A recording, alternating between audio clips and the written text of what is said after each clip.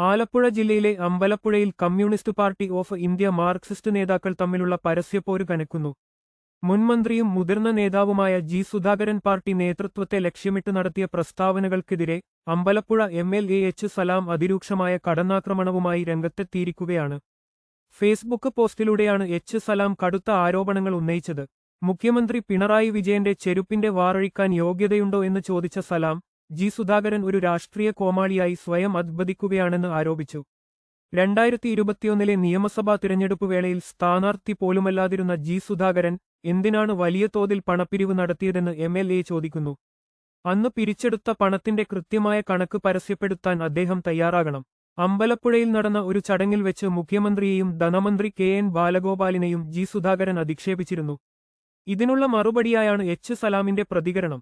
കൂടാതെ ജി സുധാകരന്റെ സ്ത്രീവിരുദ്ധ സമീപനങ്ങളെയും സലാം കടുത്ത ഭാഷയിൽ വിമർശിച്ചു.